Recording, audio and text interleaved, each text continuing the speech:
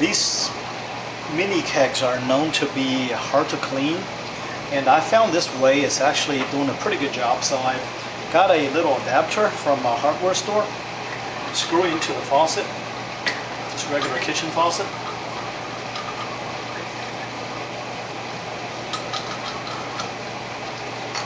And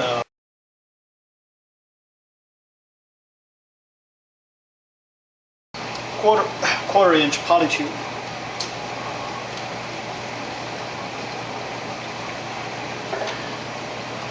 Then I can invert it and just turn on hot water. It does a very good job, and usually the cleaning is done in about 5 minutes. And make sure you don't forget clean this gravity feeding port. For some of these kegs, they are not self-primed or self-pressurized, so they're having this gravity feeding port. Gravity, I don't know what you call it, gravity port. Okay. Oops. If I'm not filling the keg back to back, what I'll do is I have to store it, and it has to be dried. Otherwise, it's going to be contaminated. You can have stuff growing if it's wet.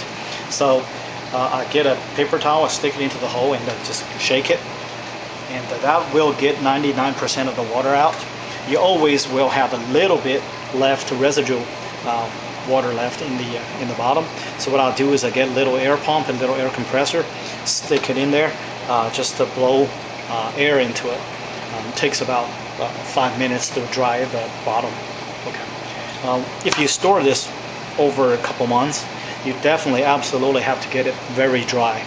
Any water will cause microbial growth. Before we fill the kegs with beer, we're going to have to sanitize it.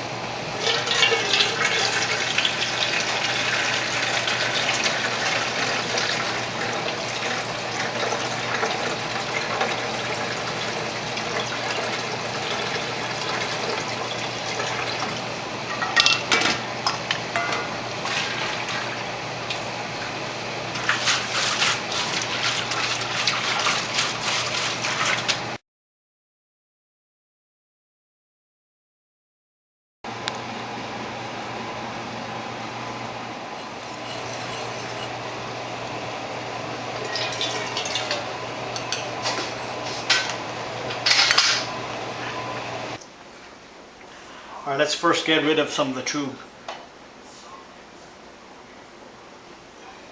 It's probably going to be pretty thick.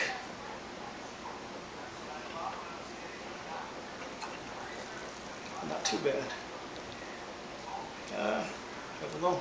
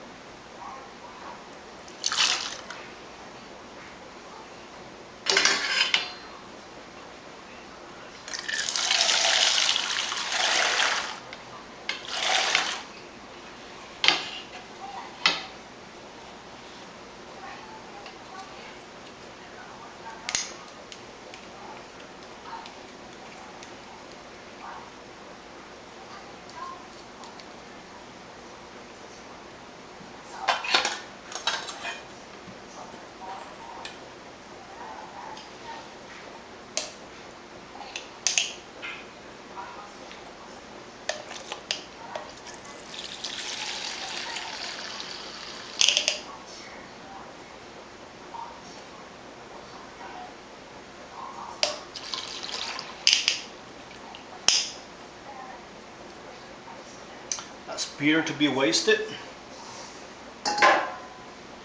Then take a gravity sample.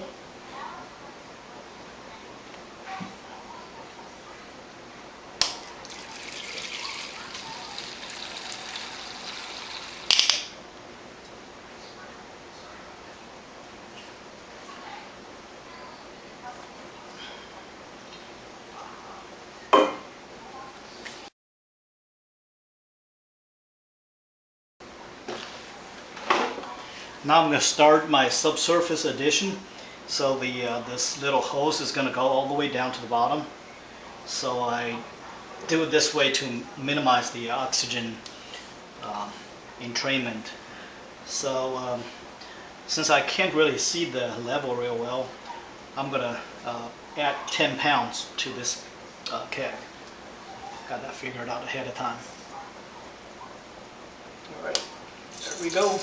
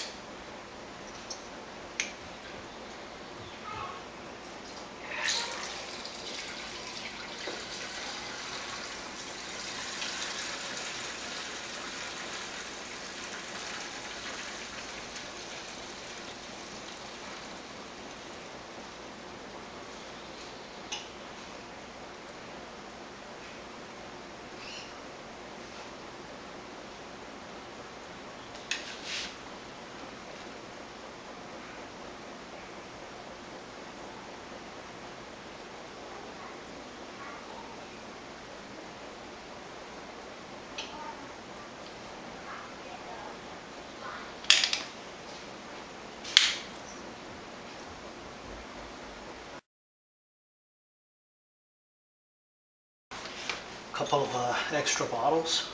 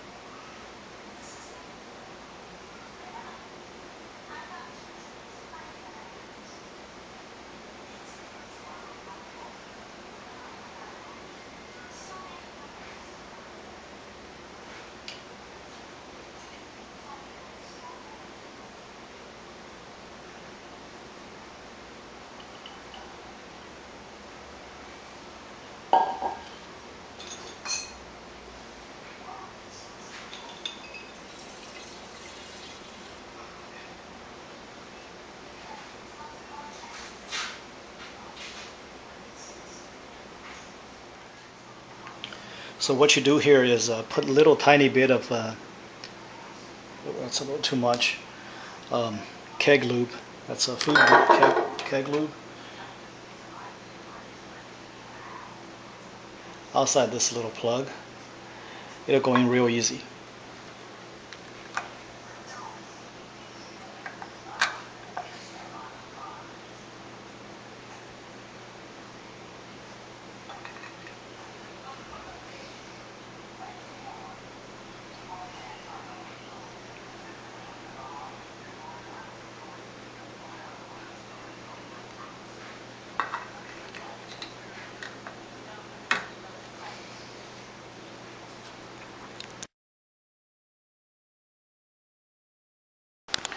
Time for a gravity check. It's pretty darn good fermentation. It's been there for 6 weeks. So with one hand is a little tough. I think it's about between 1002 and 1004. It's a 1003. Okay, and the color is well, it does have a little red to it.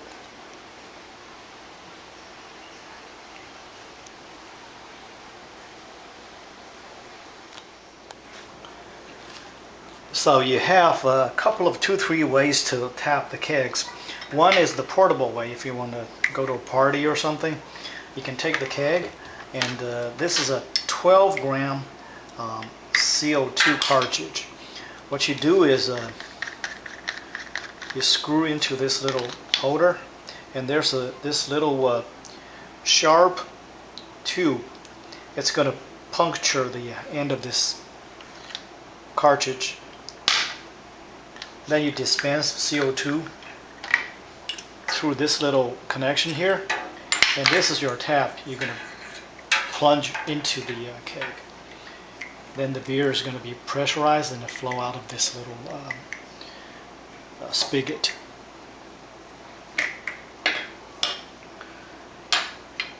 The stationary way is to use this.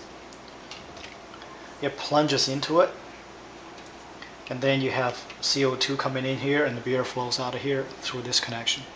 And I'm going to show you here in a minute how this goes into a stationary dispenser. Of course, the third way is just pull out this little tap and rotate it, and use gravity to feed it out. I mean, initially you're going to have a little bit of pressure, then that pressure is going to be depleted very quickly. And then you're just going to count on gravity. You're going to have to open this up here. That is if you drink all the beer in one time. If you don't finish it in one party, then it's going to go flat. And I think if it happens, you can probably put some priming sugar in there to reprime it. I've never tried it, but probably will work. I don't know.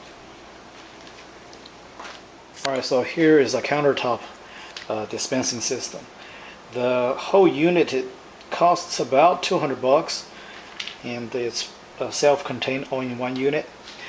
On the side here, there's a little door. Inside of this door, there's a little CO2 regulator. You put the cartridge here, then puncture into the cartridge, and here's a knob you turn to regulate the pressure. Okay, usually you keep it around 5 psi. On the left chamber, inside of this left chamber, you have this mini keg we just kegged. Actually, this is a batch that I made last time. It's a stout, I believe. Yeah, it's a stout in here. And on the bottom, there's a cold plate. So this whole unit is insulated. This side is insulated.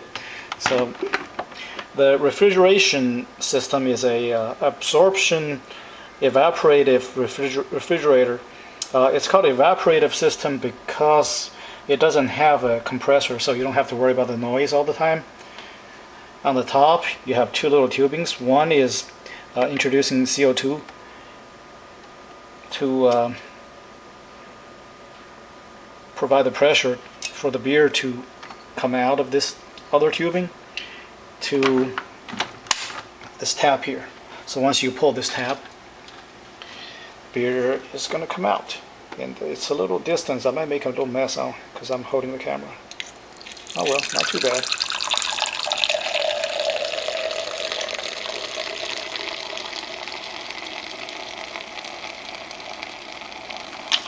Well, that's the end of it. Oh well, you got the picture. Okay, so I'm done with the bottling and the kegging. For this cranberry ale, I harvested 3 5-liter kegs and 5 large bottles, or actually 3 1-liter bottles and 2 750 ml bottles and 1 little 12-ounce bottle. Alright, in about 2 to 3 weeks we're going to have some tasting and see how they taste after carbonation. Thanks for watching.